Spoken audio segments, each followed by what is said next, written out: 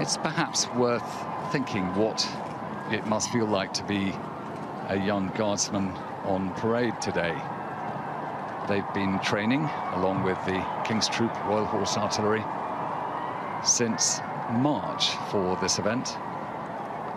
They've been shouted at and drilled by drill sergeants in order to achieve the highest possible standards. And the mass bands of the Household Division too, under their drum majors, have been preparing the music for this event.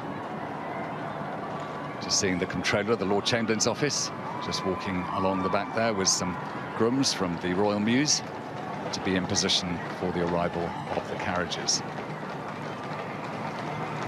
And I can hear them now and see the outriders, the riding grooms today.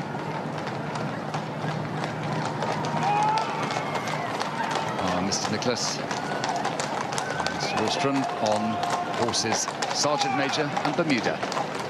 And they're leading the first carriage, the #1 barouche, in which the Duchess of Cornwall and the Duchess of Cambridge are travelling. Yesterday, the Duchess of Cornwall was invested with the insignia of Lady of the Most Noble Order of the Garter by Her Majesty the Queen. She was appointed to the Order of the Garter recently, and later this year, the Queen will become the person who has held the Garter longer than anybody else in history. She was made a Lady of the Garter by her father, the King.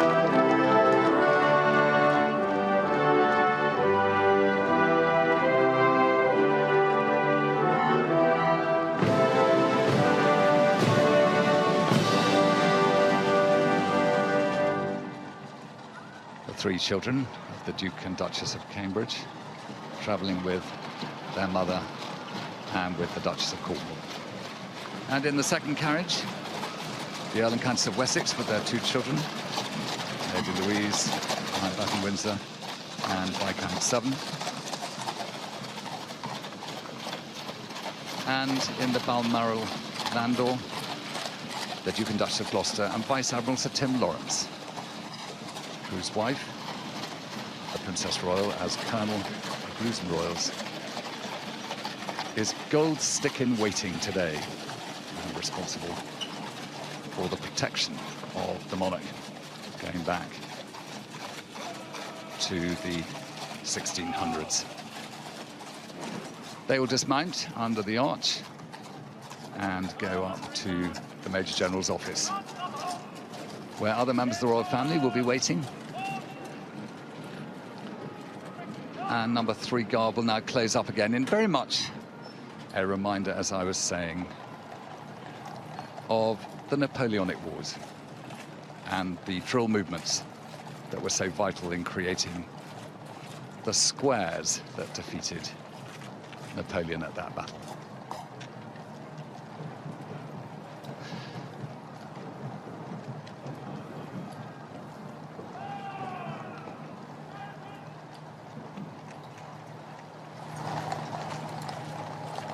Down the Mall now will be coming the Prince of Wales, who represents Her Majesty the Queen,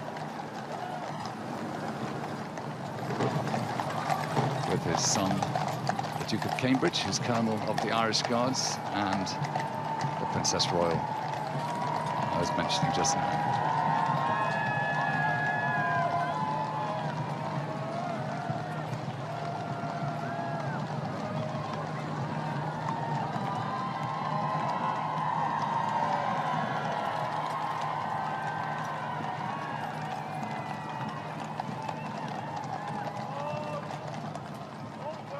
Prime Minister watching with his wife from the stands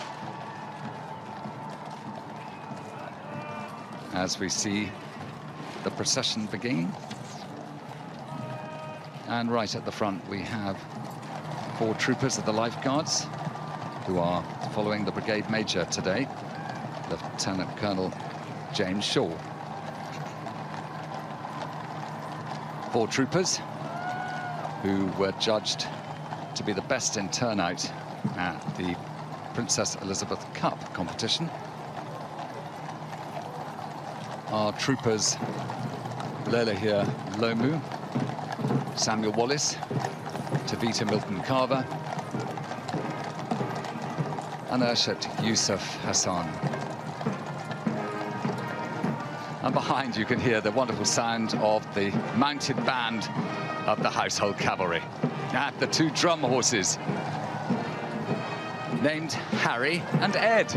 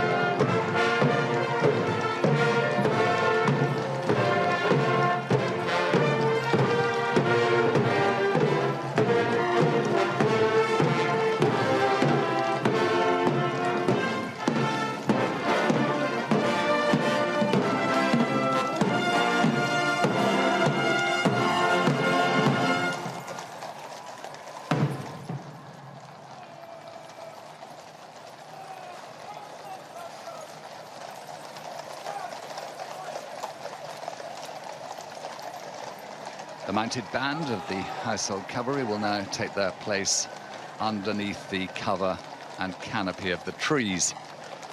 A reminder that for the Queen's Platinum Jubilee, a canopy of trees has been the Queen's wish across the Commonwealth. And today, I think some of the horses of the Household Cavalry will be glad of the cover they receive from those trees. And behind the band comes the 1st and 2nd Division of the Sovereign's Escort, formed by the Lifeguards. And we can just see beyond them the Royal Colonels.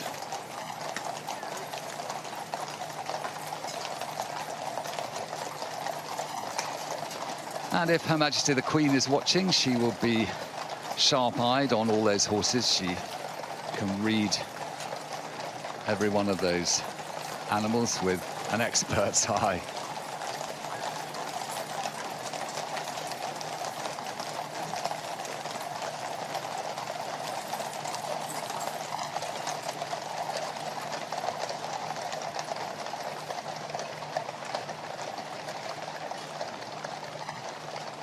There are 118 horses forming part of the Sovereign's Escort, both 1st, 2nd, and also the 3rd and 4th Divisions.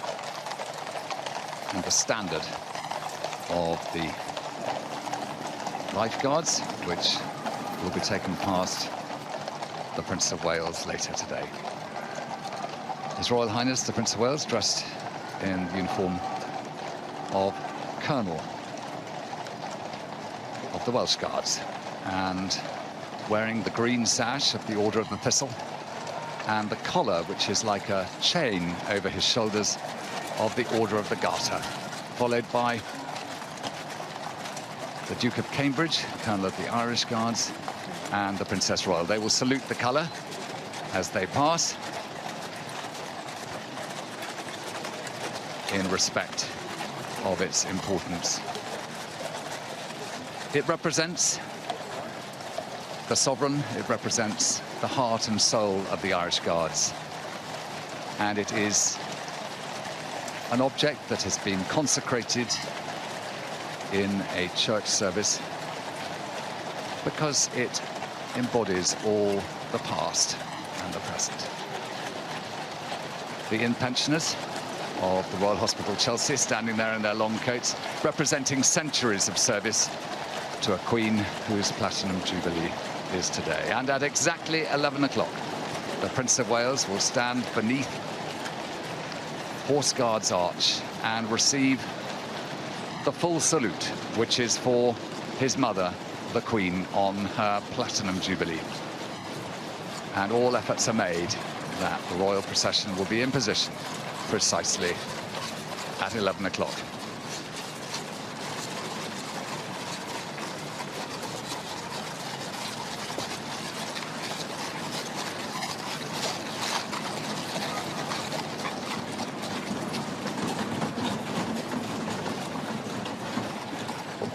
Royal Select, present arms!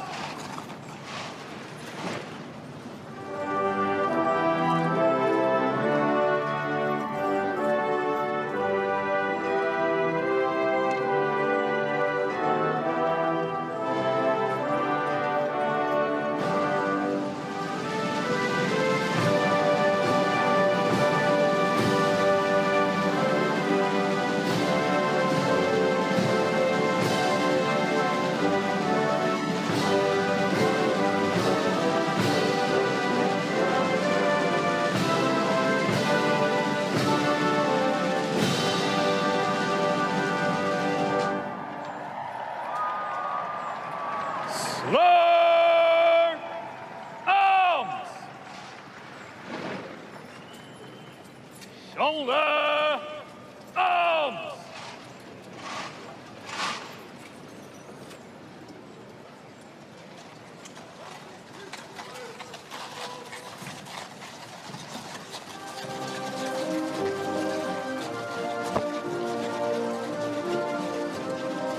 Well, a very happy birthday to the Queen, wherever she's watching, and up in the balcony. Prince George looks down on his grandfather and father as they now start the inspection. And for every soldier who's been rehearsing and preparing for this event, the sharp eye of, first of all, the brigade major, who has been probably ice hard in trying to make sure everyone has done their best. He will be keeping his eye to make sure that all the work is perfect. But the eyes that matter today are those of the Royal Colonels. First of all, to the escort for the colour, who are waiting now. And ultimately, as I was saying, they will become the guard at Buckingham Palace at the end of today.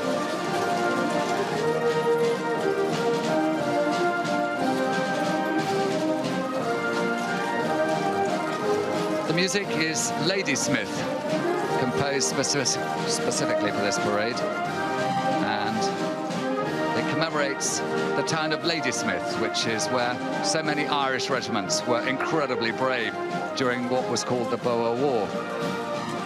Queen Victoria caused the formation because of that. So Charlotte.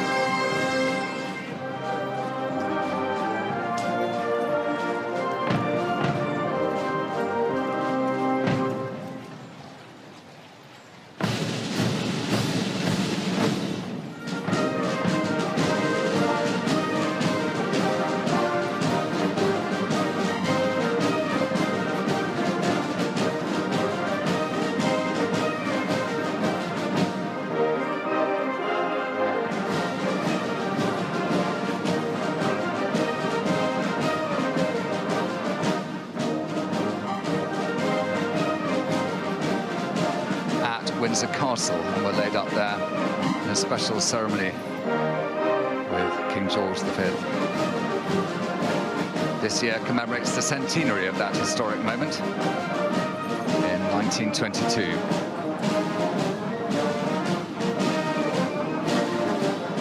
Prince of Wales inspecting the divisions of the Sovereign's escort and salutes the standard of the Lifeguards.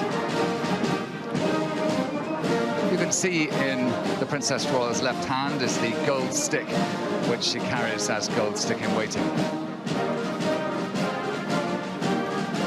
A role that She and the other colonel of the lifeguards, who is General Sir Edward Smith Osborne, they take it in turns.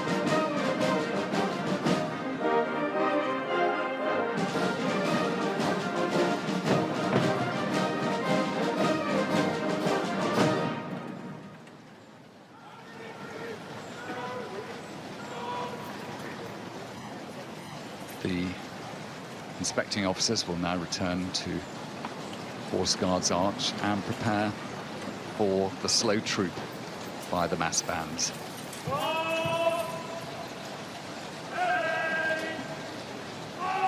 Meanwhile, a moment of relief for all the soldiers taking part as they change arms and place the SA-80 rifle, which they use in battle, on the other shoulder and into their arms.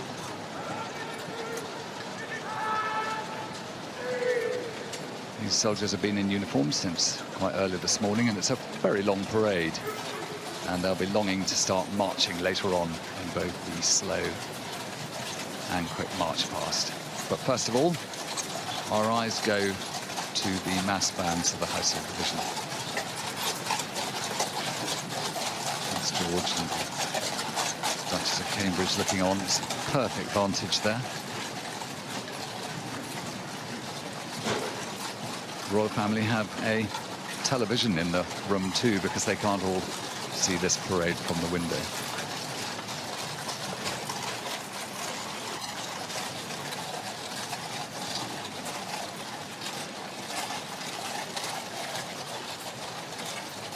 And the traditional music for the slow troop is Les Huguenots.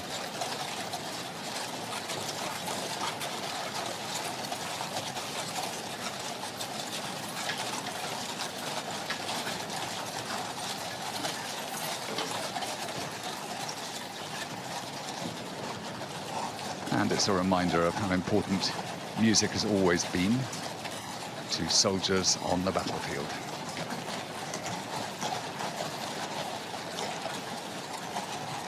Word of command to troop will be given, and the mass bands will respond.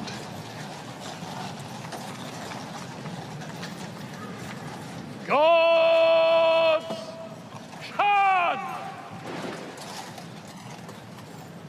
Aims! Arms!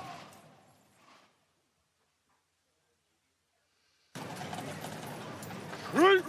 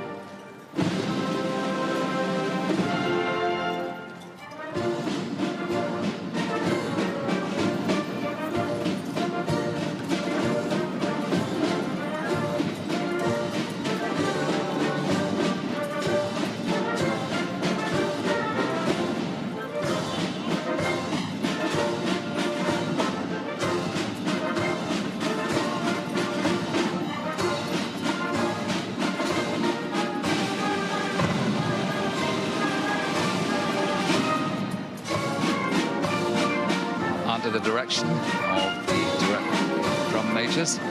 Drum majors Chambers, Fitzgerald, Fairley, Carson, Lang. The slow troop comes to an end.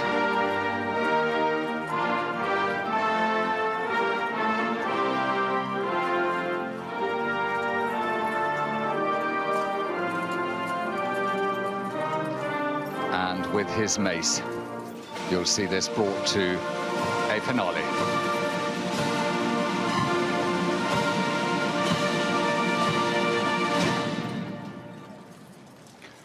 And now we go into the quick troop. I spoke to Lieutenant Colonel Simon Hoare yesterday evening, and he said this is his favourite bit of music, the Platinum Jubilee.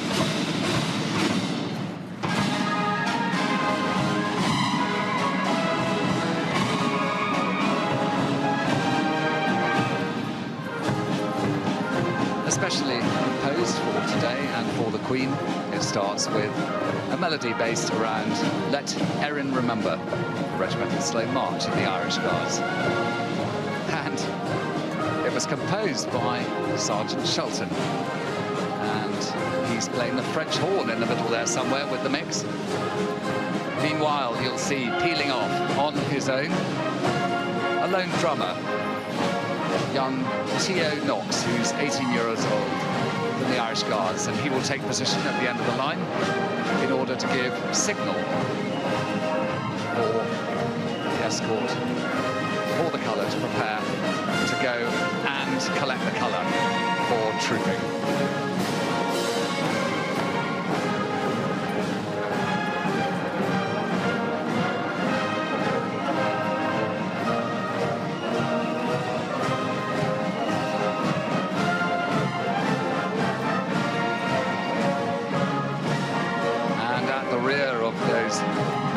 The pipers, soon we'll hear them as they fill the traditional Irish melodies from the pipes to cheer us on our way.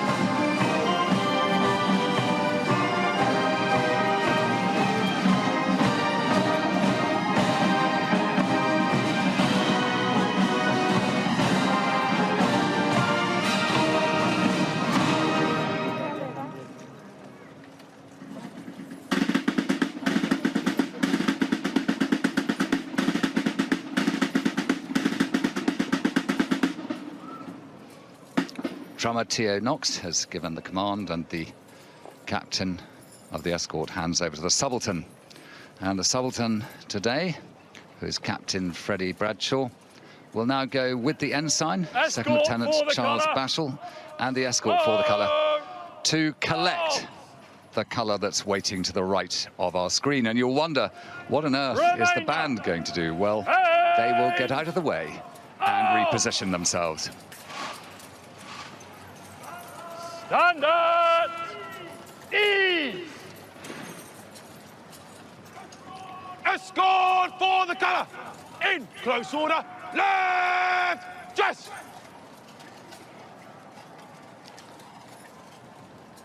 So being given left dress is an instruction for all of them to look over to their left shoulder to make sure that they're all in a straight line.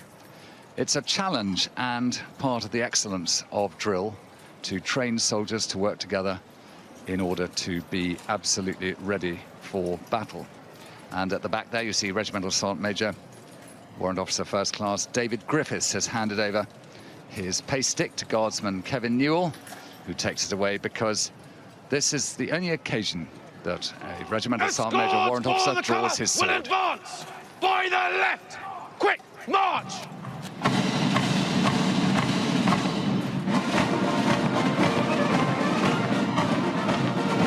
To the traditional tune, the British Grenadiers, the escort for the colour moves forward.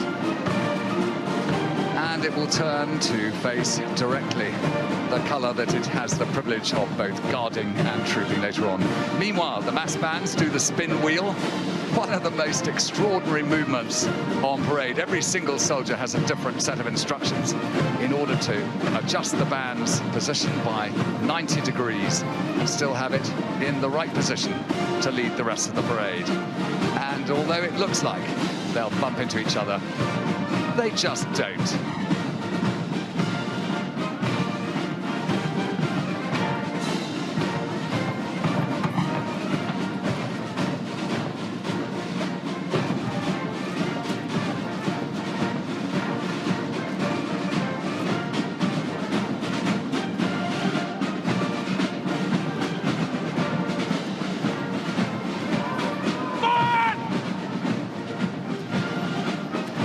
And you might have heard that the non-commissioned officer shouted, "Right, sir," on the left-hand side there to give the subaltern clarity that he can march forward. Meanwhile, at the back of the escort for the colour is the ensign.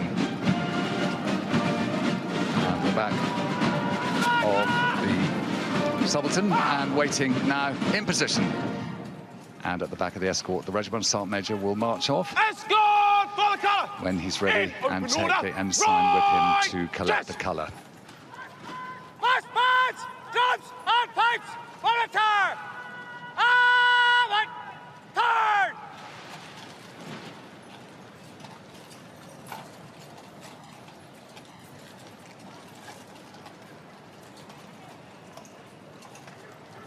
Lieutenant Colonel Simon Hoare, the Director of Music and Commanding Officer of the Mass Bands, in position to lead the national anthem. Guns! Shun!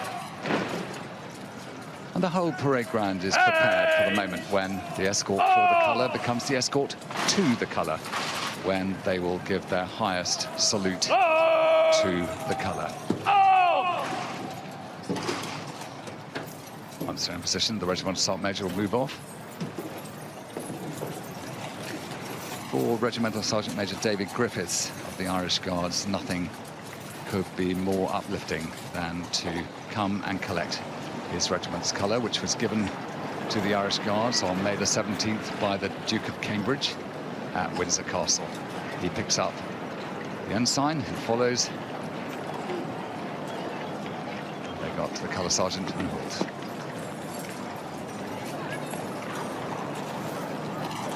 After saluting, the Regimental Sergeant Major will take hold of the colour and turn and present it to the ensign.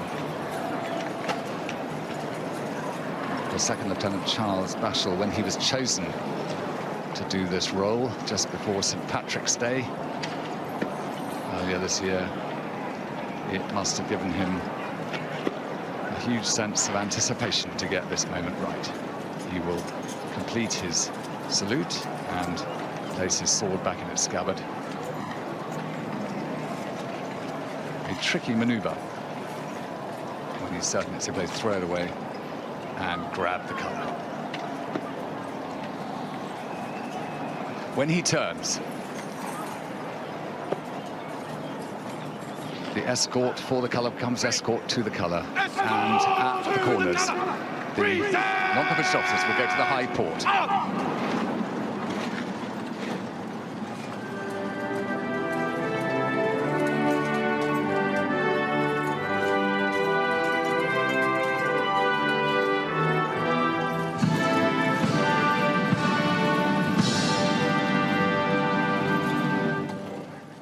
Escort to the colour. Slow arms.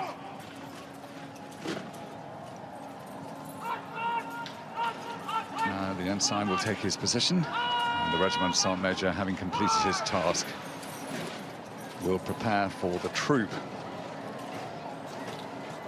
And under the subaltern's command, the escort to the colour will now troop the colour all through the other 5 guards.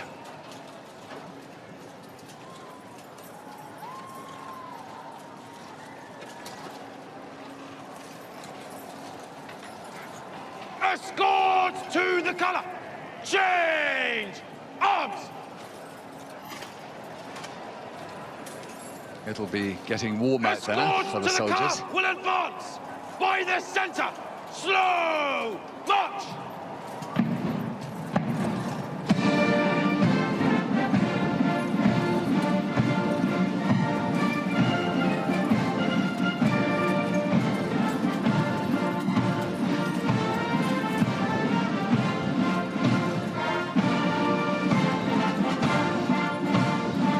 Music, traditional setting by writings of Escort to the Colour.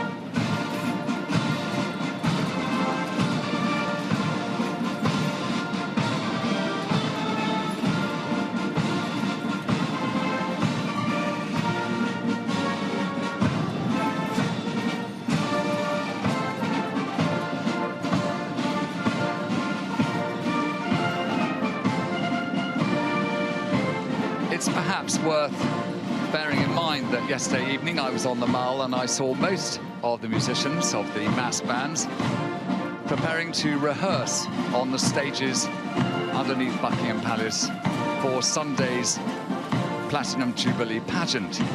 So those musicians have had very little rest and they have much to do this weekend. But today, giving music for this moment of the actual trooping.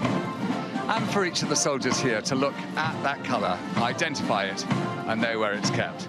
The music will develop into the Grenadiers' slow march as they start to pass through each of the guards.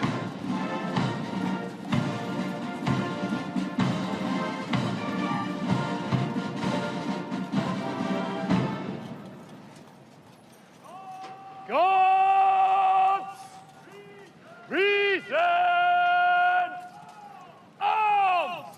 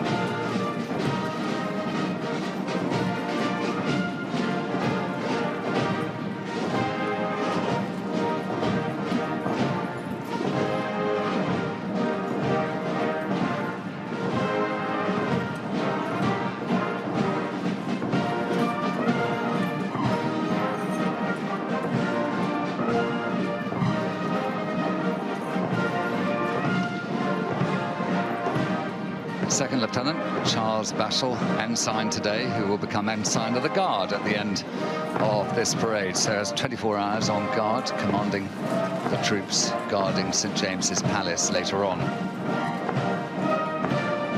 He's 24 years old, born in Aldershot, and lives in Berkshire. He commissioned into the Army in April 2021. Prior to this, he was at Newcastle University, carrying the Queen's colour, newly made and presented earlier this year. They will take their position at the right of the line again when the Subaltern, Captain Freddie Bradshaw, who's been commanding the escort to the colour, hands back command to the captain of the escort, Major Charlie Allman Brown.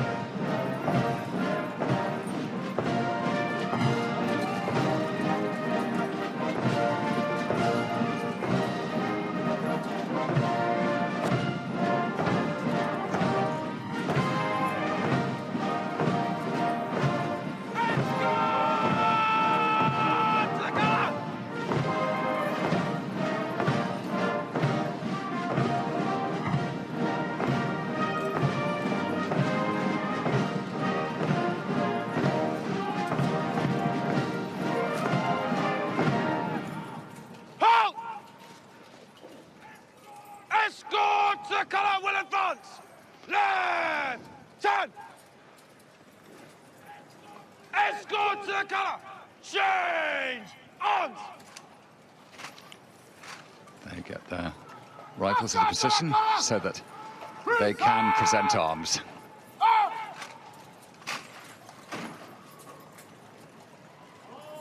Guards! Slow! Arms!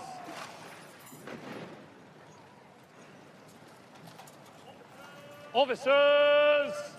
Take post! So the officers who March!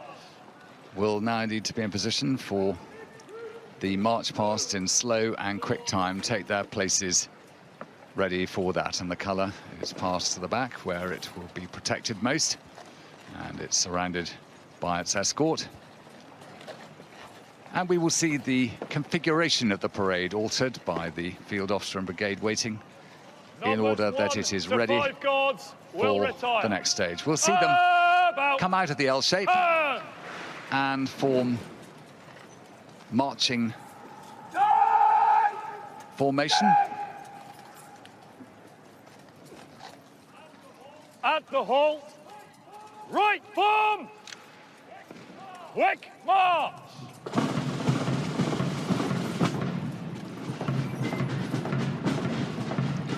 And this music, played by the Corps of Drums, The Girl I Left Behind Me, an English folk song dating back to the Elizabethan era. That's the last Elizabethan era. Said to have been played when soldiers left for war, even on a naval vessel as it set sail. And it was first printed with text in Dublin in 1791.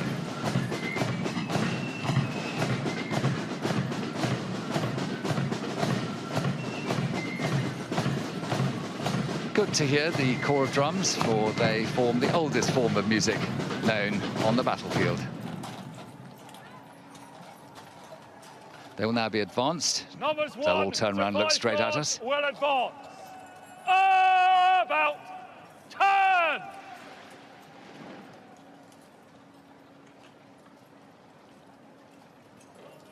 Number 6 Guard. Close order. March. Move to the right in threes. Form threes. Right.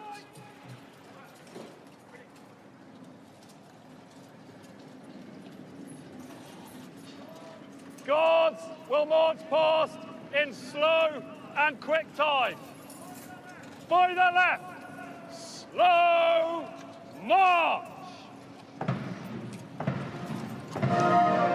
And with enormous relief for all those guardsmen taking part, the chance to get moving again after a long stand. And this march past in slow time is a chance for them to show the excellence of their drill, the holding of their formations, and a reminder to all of us that the effort they put in on the drill square is useful in battle to make sure that all these soldiers work as a team together in perhaps the most extreme of human challenges.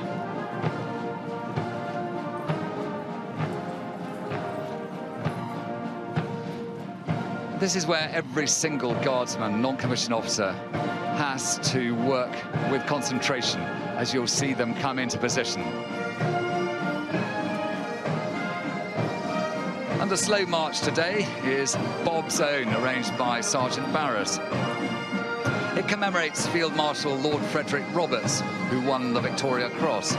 He came from County Waterford in Ireland, and he was the first colonel of the Irish Guards.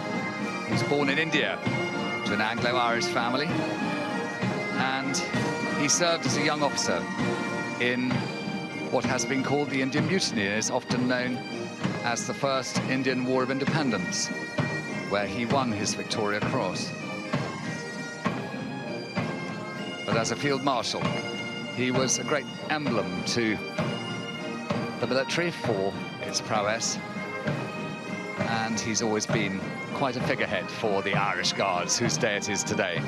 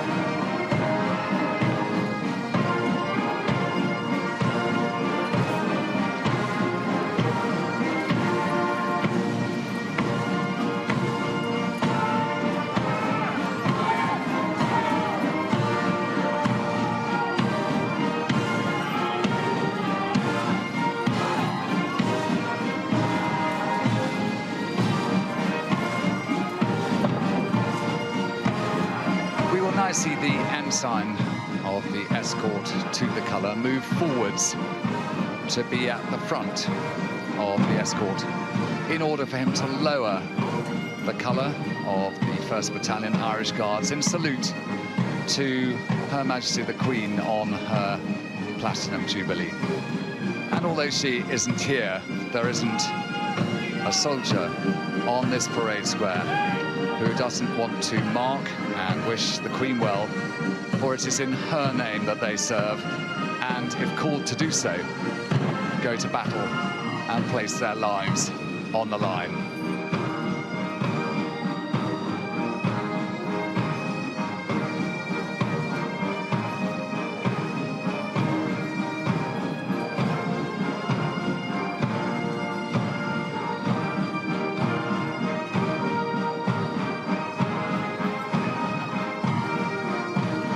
Watching from the balcony, we saw the Duchess of Cambridge, who on St Patrick's Day this year presented shamrock to every one of these Irish Guardsmen in the escort and 2 guard and 3 guard.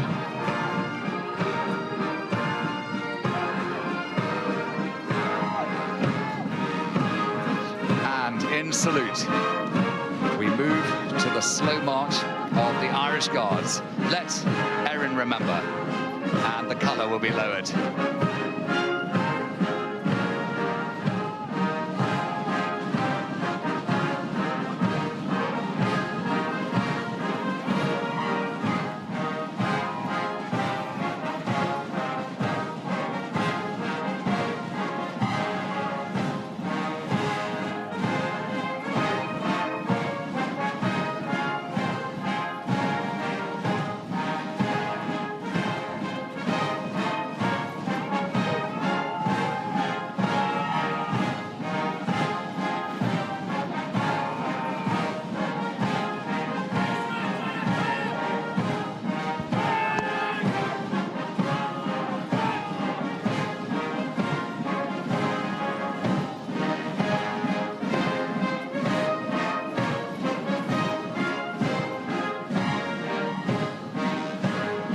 number 2 Guard, Irish Guards, giving their salute to the Prince of Wales, followed by number 3 Guard. Meanwhile, the escort to the colour has recovered, looking eyes front. You'll notice the commander of number 2 Guard wears a Welsh Guards plume of white and green. He is probably the only Welsh Guardsman on parade today. Otherwise, all the other 5 regiments are well represented.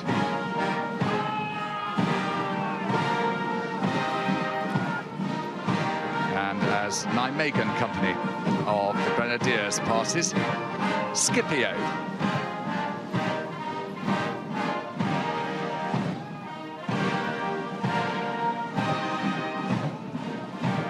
Handel's great opera, for which this music plays such a significant part. And the Queen became Colonel of the Grenadiers 80 years ago this year. My old regiment, represented today by F Company Scots Guards. The music, the garb of old Gaul.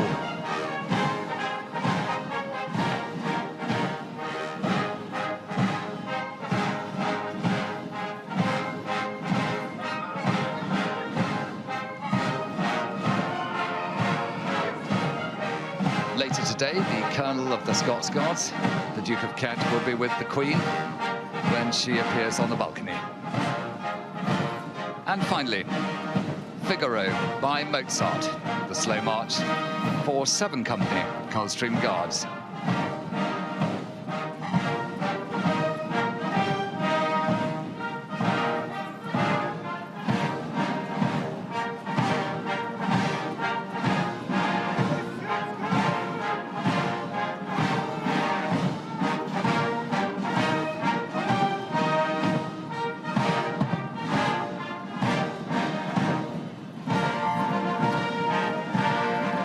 Now the slow march, which comes from a comic opera written in 1902 about the tough life that people had in the court of Queen Elizabeth I. Rather suitably, it's called Long Live Elizabeth.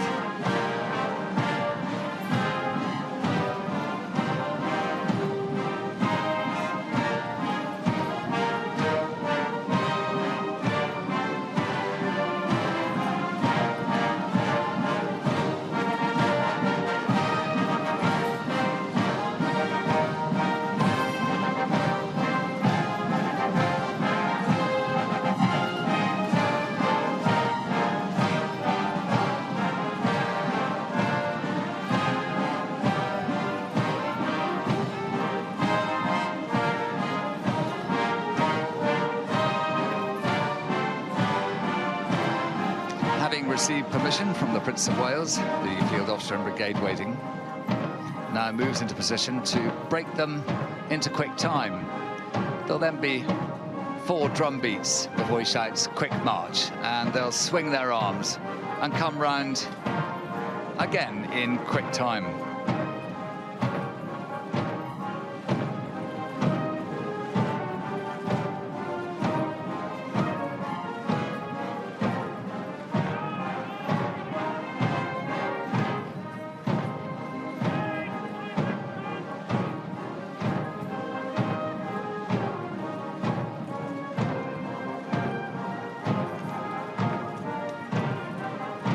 Leading the parade at the moment is the Major of the parade, Major Adrian Havelock of the Scots Guards.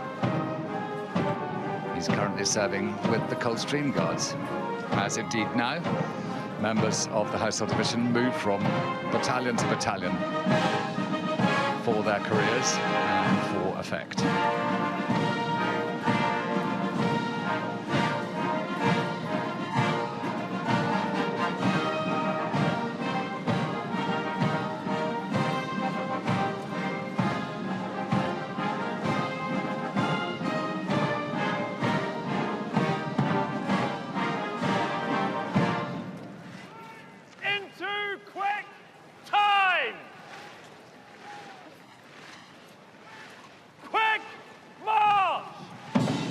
Lieutenant Colonel James Aldridge gives the command that all these soldiers want, which is to march in quick time, swinging their arms. And I always think marching that little bit taller. This time, the colour will remain at the rear as they march past.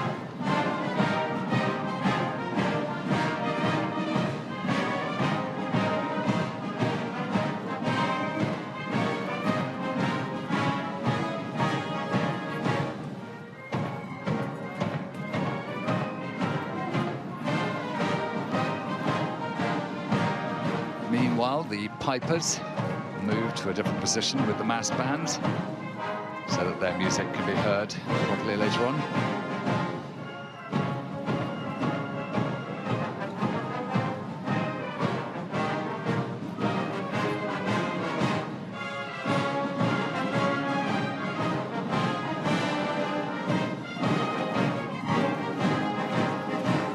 Now, these corners are terribly complicated.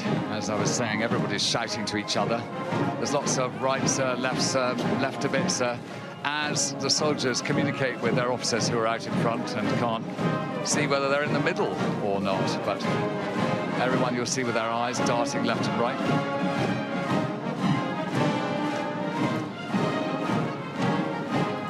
At the moment, the last of the soldiers coming into line is in position. He'll give his command of the words, right, sir, there you are, and off they go. And the next lot move in. It's very complicated, and they have been rehearsing it for some time.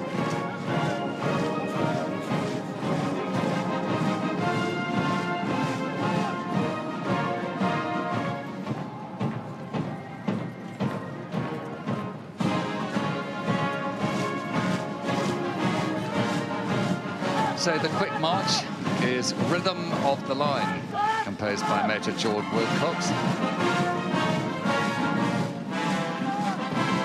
It is one of his many compositions, and this is one that the Major General commanding the Household Division particularly wanted.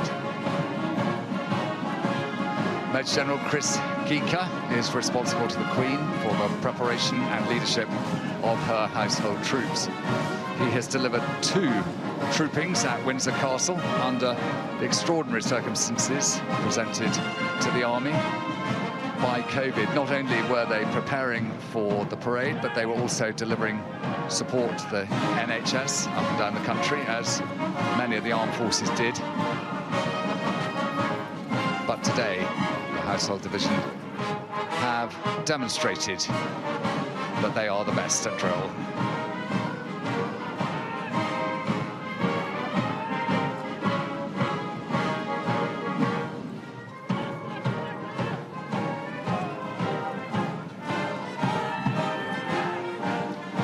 As the salute takes place for the Irish Guards, listen to St. Patrick's Day and the pipes.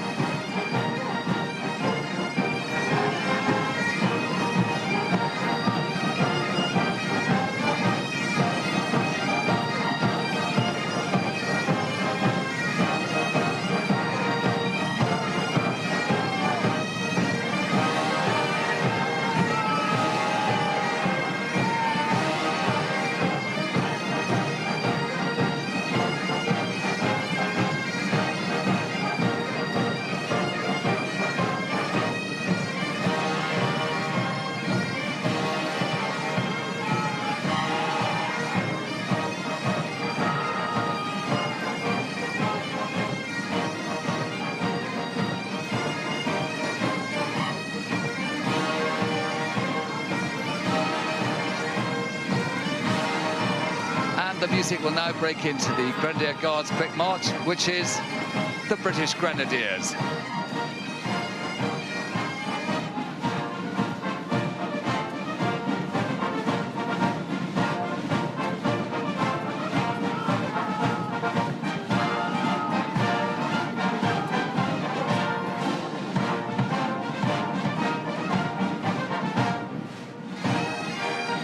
Pipes again for Heelan Laddie as the Scots Guards march past in quick time. Many's the time I've marched into Buckingham Palace perhaps an ensign to that tune, and all the soldiers march that little bit taller. And the Coldstream Guards quick march, Milanilia by Valham. And for 7 Company Coldstream Guards, a chance to make their second salute to the Queen's representative. And into the last of the quick marches, Slattery's Mounted Fut. It's French, written in 1889 by the 19th century Irish musician and composer Percy French. Slattery's Mounted Fut, also known as Slattery's Light Dragoons, or Slattery's Light Dragoons. It's an Irish song with lyrics. It was a personal favourite of Queen Elizabeth, the Queen Mother, who always used to present Shamrock to the Irish Guards.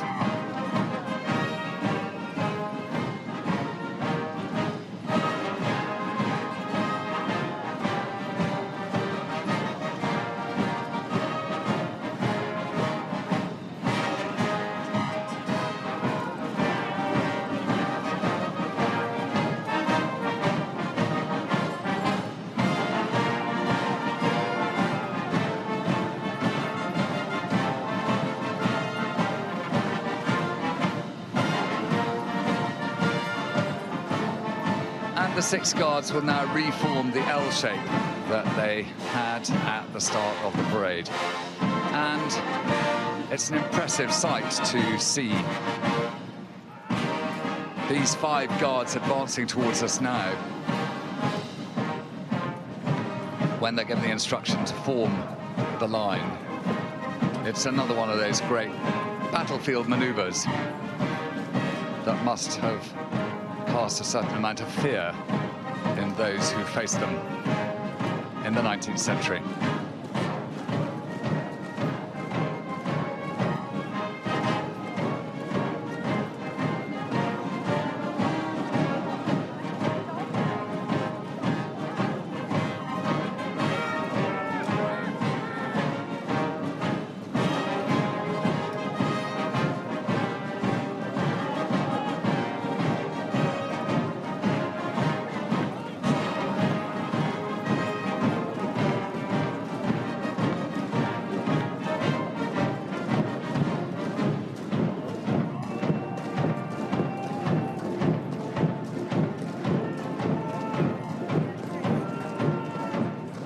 Field officer now forms the L shape again as they come into line.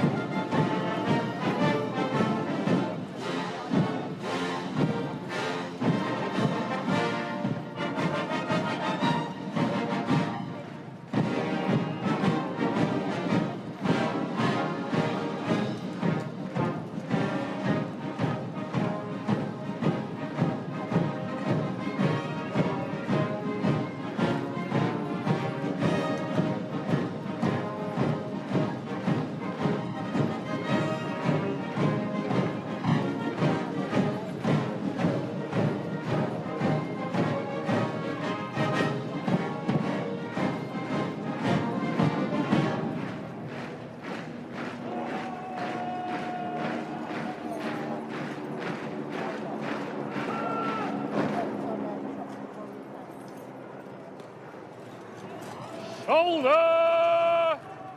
Arms! Officers! Take post! Quick march! The officers now move again to their positions at the front of their troops. The ensign coming through the escort to the colour. Once again, giving always the colour the greatest care and respect. In open order, left and right, dress! So dressing again, and they'll all look as they should to get in position and reform the straight lines that have been lost during that marching. And it's almost entertaining to see them shuffling in different positions. Meanwhile, we hear the marching away from the saluting base To attune with the pipes and drums, Field Marshal Alexander of Tunis, another great Irish guardsman. He was regimental colonel for a time, but came to prominence as one of the significant army commanders of the Second World War.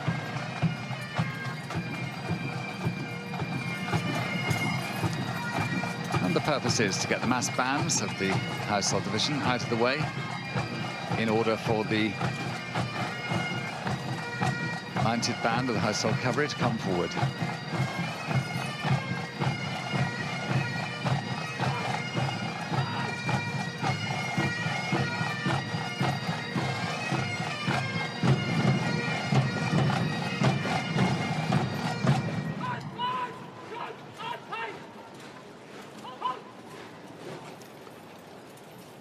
Household Cavalry's mounted band under its Director of Music, Major Paul Collis-Smith, with the two drum horses.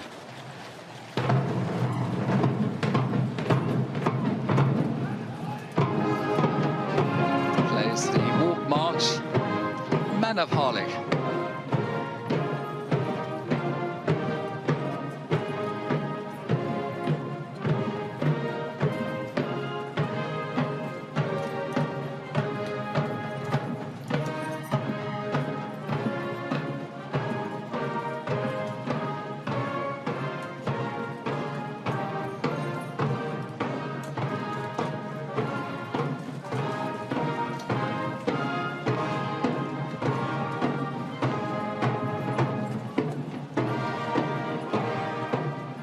Forward will come the King's Troop Royal Horse Artillery. The guns that will fire an 82-gun salute later this morning at a few minutes to 1 o'clock.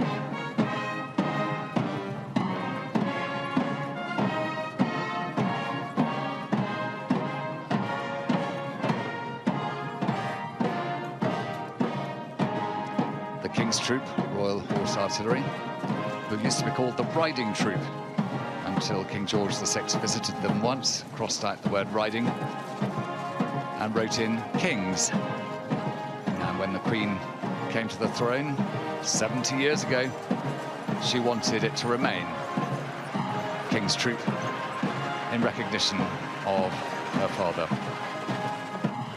And the 13-pounder guns, the first of which represent the colours equivalent for the Royal Horse Artillery.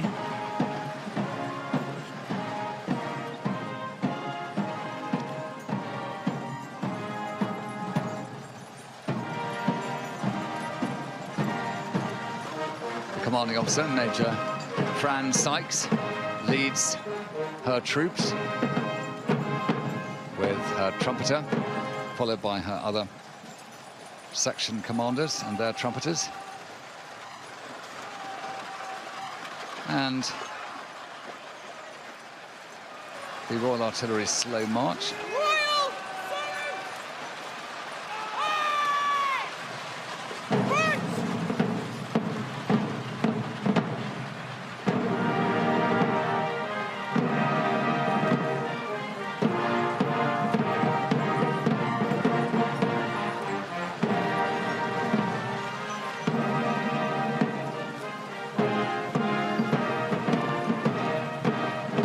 These guns saw active service in the First World War.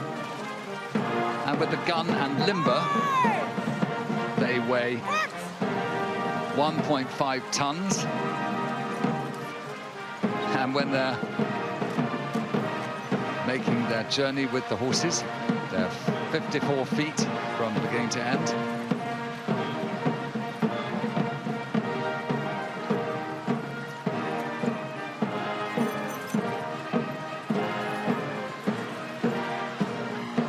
Notice that A and B section at the front, carrying the guns that are saluted, are much lighter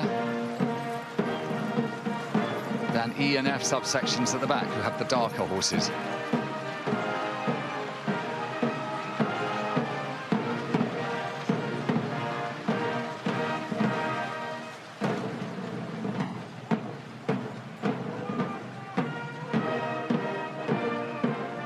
lifeguards now come past with their regimental walk, also called the lifeguards, and they lower their standard in salute to the Queen's representative.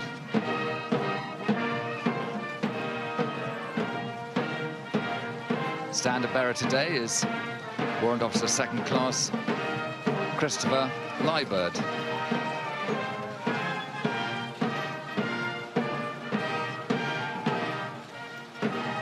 Seeing the farriers at the back there. Warrant Officer Second Class Paul Jones, who was injured by an IED in 2009, while the Blues and Royals marched past.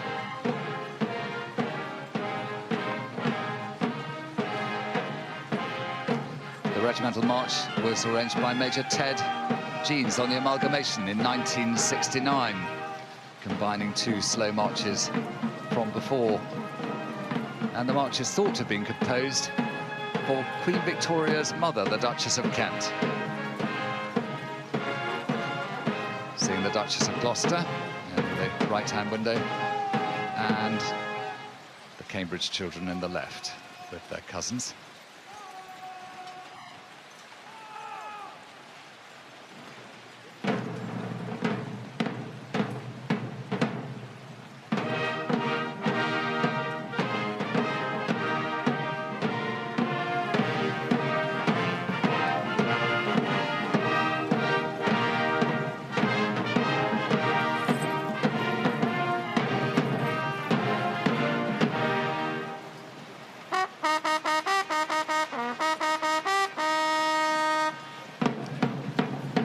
Trumpet gives instruction for the trot. The field officer's trumpeter there, Troop Matilda Bishop, giving that instruction, and the noise of the horses and the guns as they come past, you can only imagine it. Let's enjoy it as they march past at the trot.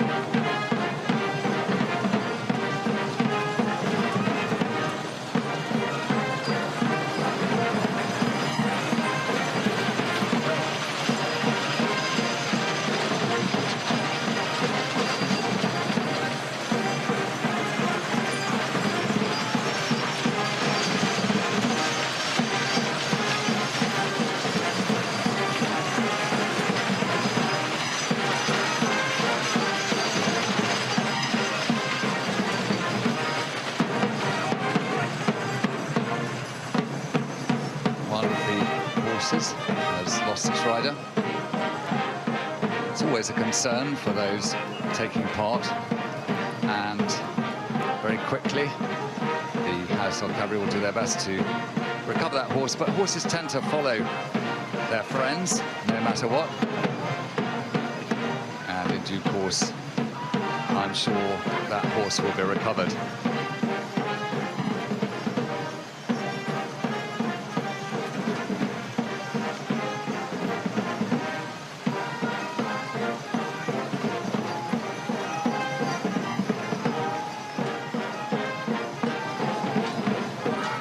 Of cavalry, having saluted the Prince of Wales, trying to get hold of that horse, I think.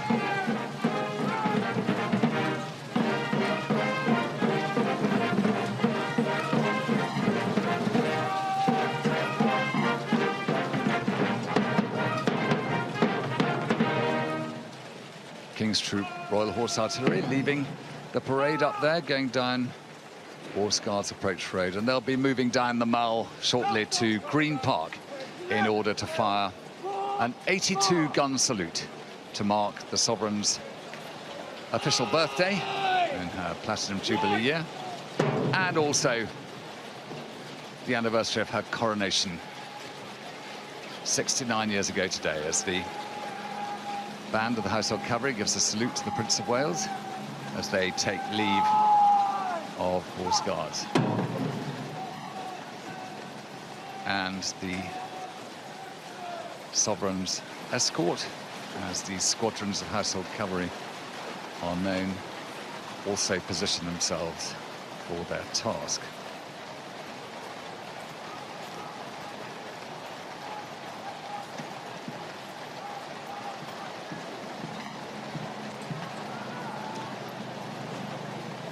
So with the colour trooped, the march past in slow and quick time for the 6 guards, and the walk and trot past for the King's Troop and the Household Cavalry complete.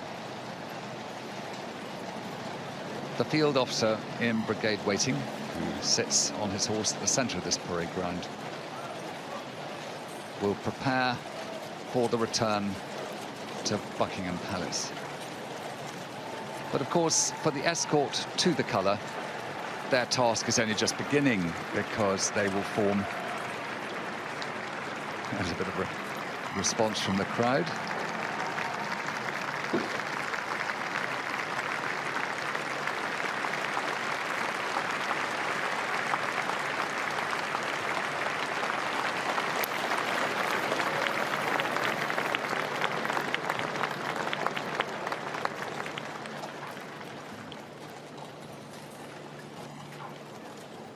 Members of the royal family will leave the centre room in order to travel back down to Buckingham Palace. The royal salute to the Queen's representative.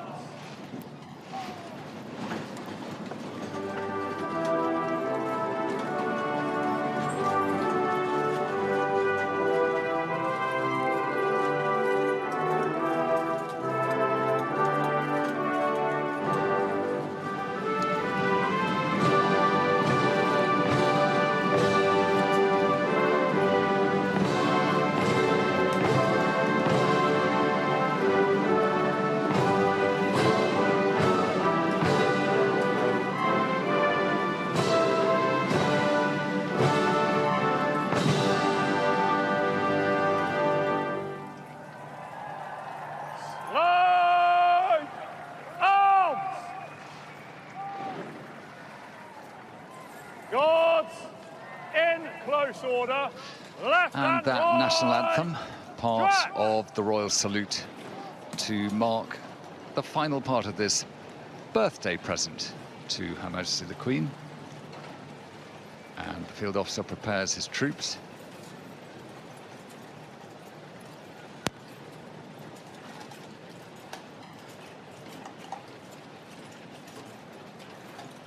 There's a small wait here while members of the royal family leave Horse Guards and pass up to Trafalgar Square by way of Whitehall and down the Mall. And they need to get ahead of this procession before the Household Cavalry and the Guards march back to Buckingham Palace. But we know waiting at Buckingham Palace will be the Queen, ready to receive her own personal salute from all her troops. In a way, it gives to these troops, who are being thanked for their work here,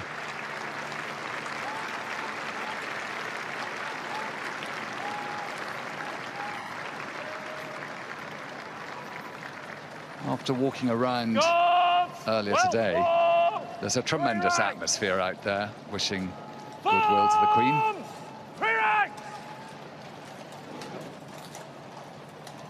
Now they'll form their marching formation. About turn! In 1913, King George V created a new development to enable him as king to lead all his troops away from Horse Guards. And that tradition has been carried on by Edward VIII, King George VI, and Queen Elizabeth II. And today, on Her Majesty's behalf, the Prince of Wales, the senior colonel, will lead the Queen's troops back to Buckingham Palace to give the sovereign their salute.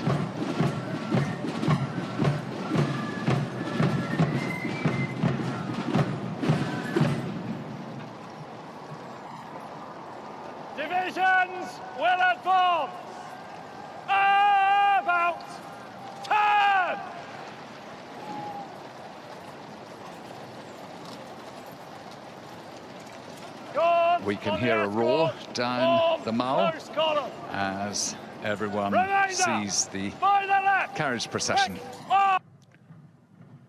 making its way down with the King's Troop Royal Horse Artillery at the front.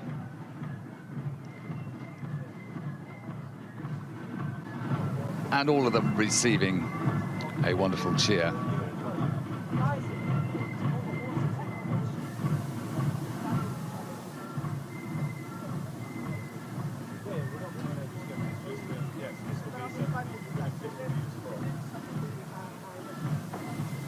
It's been a very long day for the King's Troop. They were exercising their horses around the circuit here, Birdcage Walk and Horse Guards, which hugely stirred up the crowds on the Mall.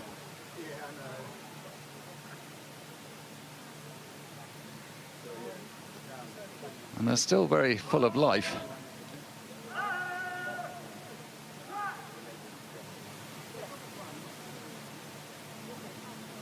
And behind the King's Troop Royal Horse Artillery, who are going to Green Park in order to position their guns ready for the gun salute, which will start at 12:52 and must be finished by 12:59 after firing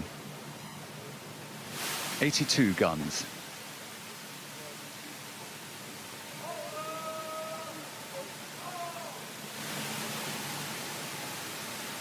London couldn't be looking better today over the Queen Victoria Memorial.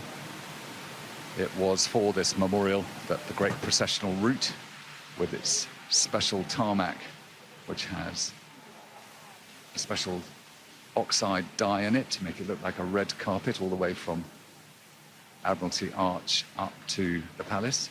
It had always been an area where people played a game called Pell Mell in the time of King Charles II, but now organised into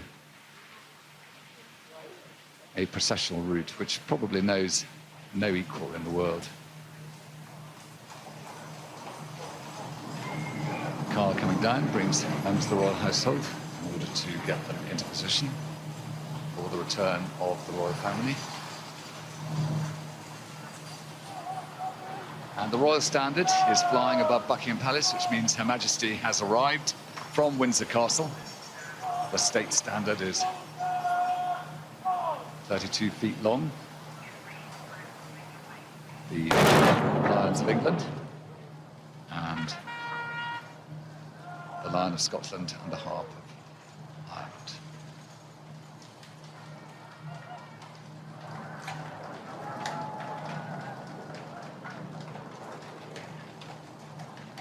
The Field Officer Brigade waiting will now ask the Prince of Wales for permission to march troops back to Buckingham Palace, but they will wait until the Garrison Sergeant Major has said all is clear before they leave their way.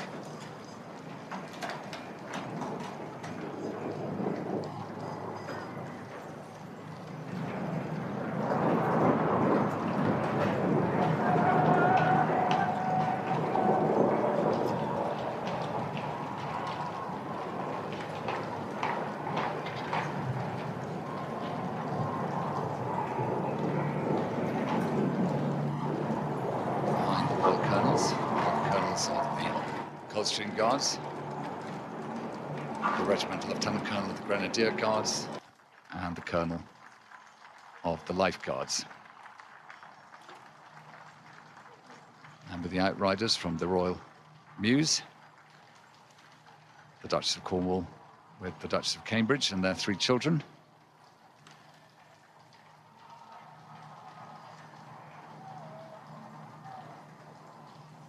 Followed by the Earl and Countess of Wessex and their 2 children. And then finally by the Duke and Duchess of Gloucester and Admiral Sir Timothy Lawrence. I was saying that yesterday the Queen invested the Duchess of Cornwall as a Lady of the Order of the Garter.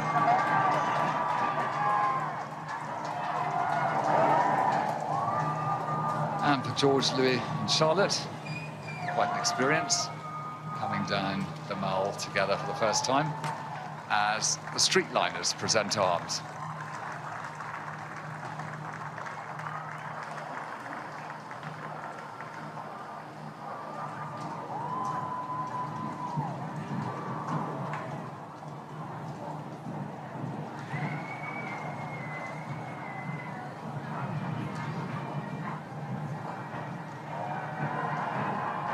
And marching off to Irish saffron, which is the colour of the kilts worn by the pipers in the Irish Guards.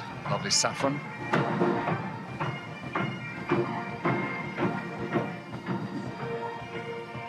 The arranger, Sergeant Adam Barris, started his military training in 2002. He was a saxophonist in the Hussars and Light Dragoons. Served at the Falklands, Brunei, Canada, Cyprus. Just reminds you that all these troops, be they musician or soldier, trooper, whatever, they're all ready to do the bidding of the nation and go to war. Here, the Prince of Wales with his sister, the Princess Royal, and the Duke of Cambridge, whose regiment, the Irish Guards, have now trooped their colour, escorted by the Field Officer and Brigade waiting, make their way down to Buckingham Palace, where we know the Queen is waiting.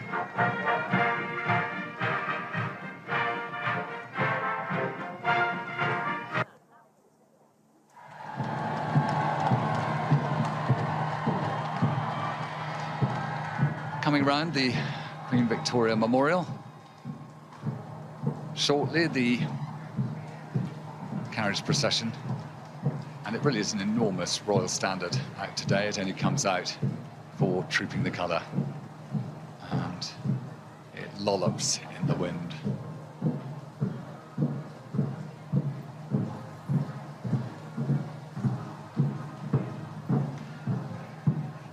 A very strong canopy in those trees, but for those of us who broadcast, quite a lot of pollen around too, and there's been quite a bit of sneezing and coughing. I expect the crowd have felt it today. And through these great gates, which start out onto the Mall, South Africa and West Africa, marked in those two great gate posts into the Mall. The Queen Victoria Memorial itself, full of emblem. The Earl of Wessex is wearing the uniform of the London Guards, newly formed out of the reserve units of London, the London Scottish, the London Irish, F Company of the Rifles, and also part of the Princess of Wales's Royal Regiment. Now fully part of the Guards Division.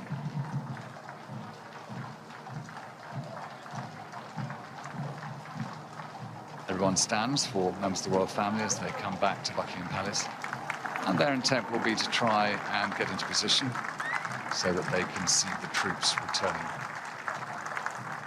And in time for that return, Her Majesty the Queen will come out onto the balcony, and she will be accompanied by the Colonel of the Scots Guards, Duke of Kent, who's her first cousin. His father was killed during the Second World War when his aeroplane crashed into hills in bad weather in the north of Scotland.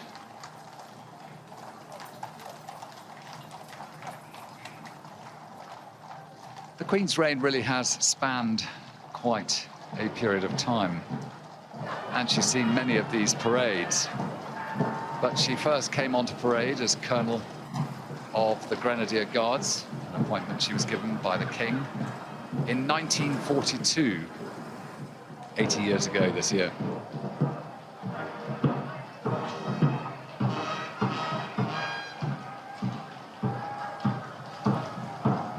And as King George V planned it, his descendant, the Prince of Wales, representing the Queen, leads the troops to their duties.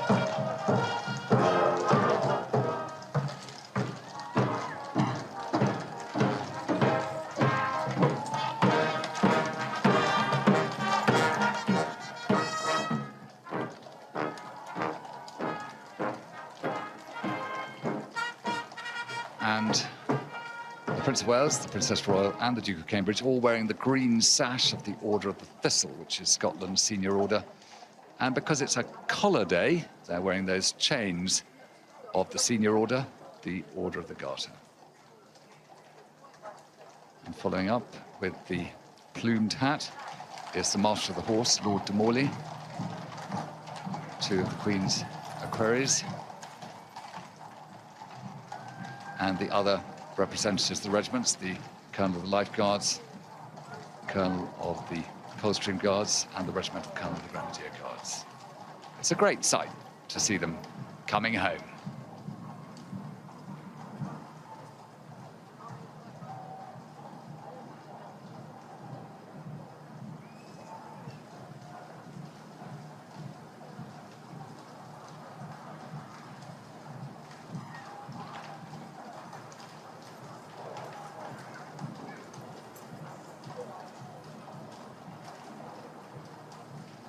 And trot along behind the Royal Colonels, also with his plumed cocked hat, is the Major General commanding the Household Division, who must be immensely proud of all those who he commands in the Household Division for the birthday present they've given the Queen today.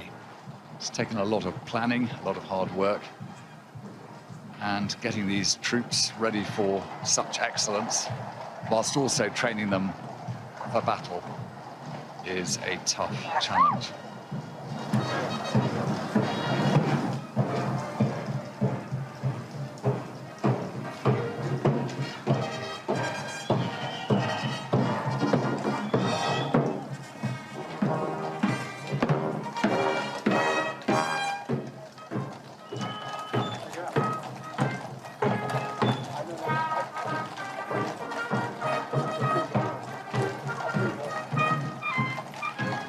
Crowds along the Mall are really enjoying this. They've waited a long time. Some of them have been staying in tents through that awful weather we had the other day.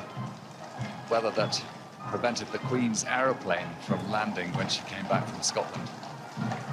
Thunder and lightning was intense over London, and many loyal members of the public were in very flimsy tents along the Mall, I can tell you.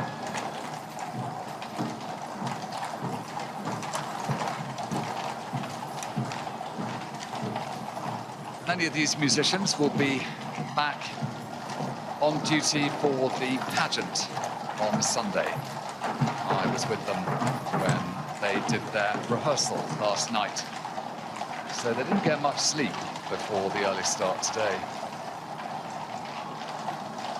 In fact, they waited so that Diana Ross's musicians could rehearse before them because they had to get away. So well done. Something about the armed forces to just get on with it, and all these musicians have military roles in time of battle. You get a good chance to see all the different uniforms. You've got the Grenadiers on the left there with their buttons equally spaced, then in the middle and slightly to the right of our picture. You've got the Scots Guards with thistles at their collar and buttons in threes. And the Queen has come onto the balcony with the Duke of Kent.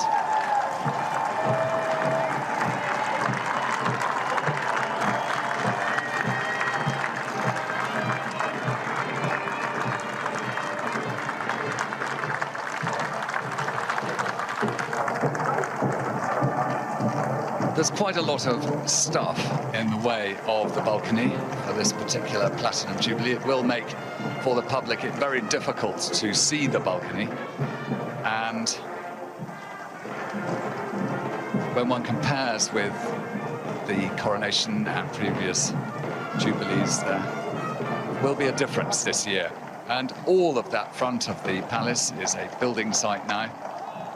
And so they have specially constructed a safe route for the Queen to come from her rooms in order to be in position as the Duke returns a salute to those passing by.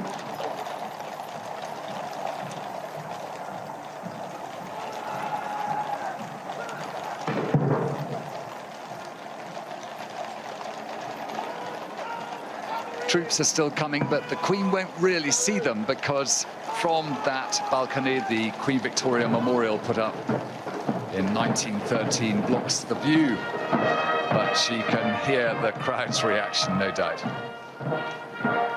And she has the chance to take the salute from her household cavalry.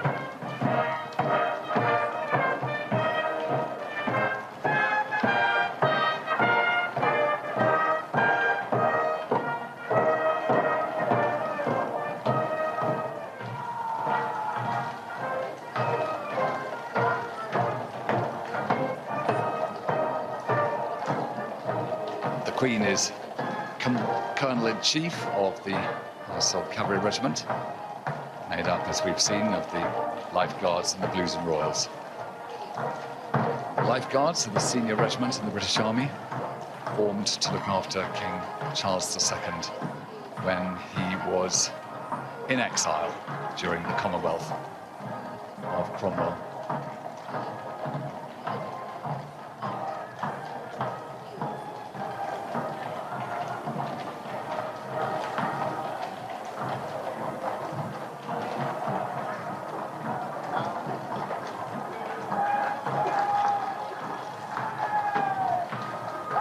See the pipers there just blowing a little bit of air into their pipes to keep them warm. For the moment, they need to play just to keep the tunes ready.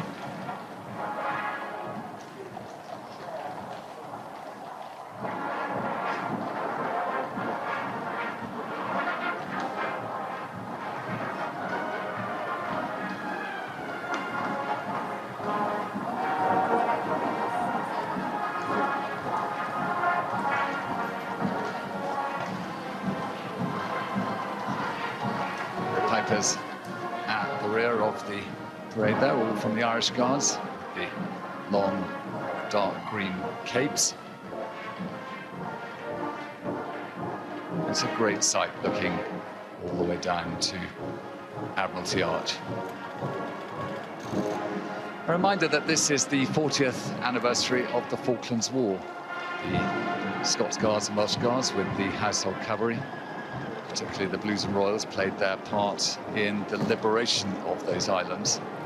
And that battle was taking place literally while this parade took place in 1982. And the Queen stopped the parade and they held asylums for other members of the Household Division at that time fighting for the liberation of the Falkland Islands.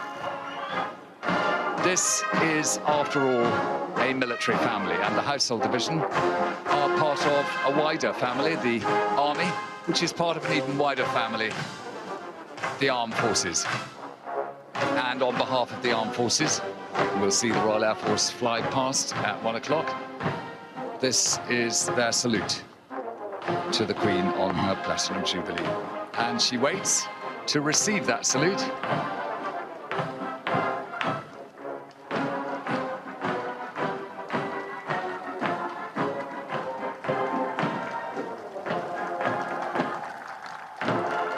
And you see the escort to the colour, forming two detachments, ready for this very personal salute. That'll be the Buckingham Palace detachment and the St James's Palace detachment.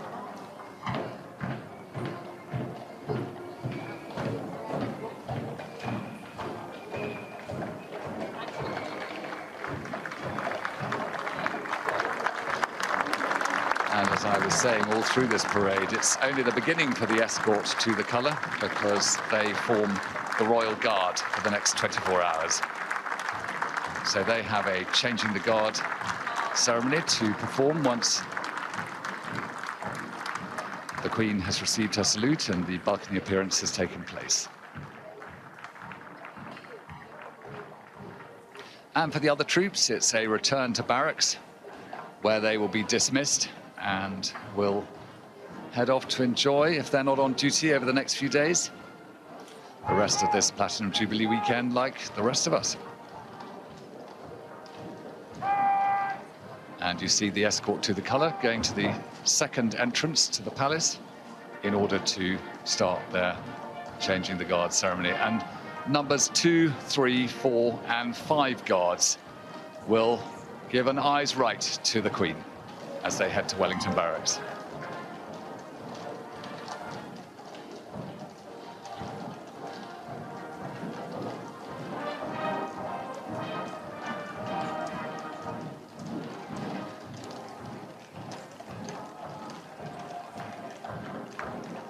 And it won't be long now before the streetliners dismount. You can see some of the half companies already falling from the sides into the centre in order to march away, and then the Metropolitan Police will allow the public who are now in the Mall watching to come forward and be in front of the palace for the 1 o'clock appearance by the Queen with other members of the royal family who currently support her in her work as head of state. And there she will doubtless give a wave, and there might be a reaction from the crowd. Let's see.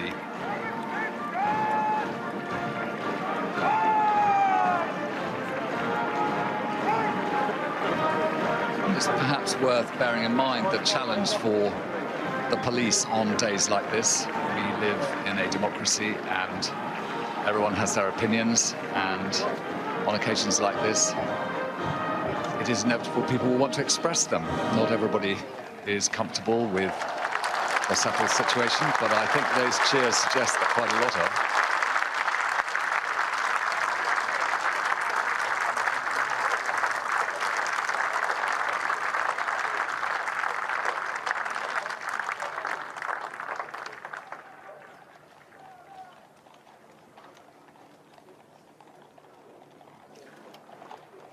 For the Queen, this is quite a weekend, and she will be starting the beacon lighting later today. Tomorrow, she may come to St. Paul's Cathedral for a service where she will reflect upon 70 years as sovereign.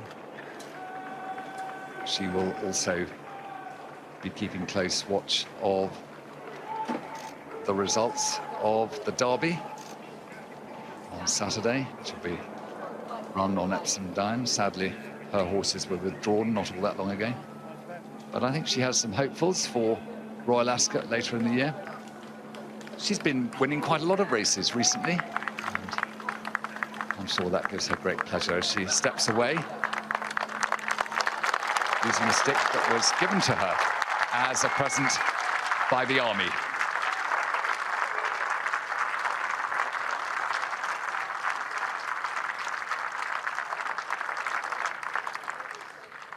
So that was the Queen's birthday parade, and in every respect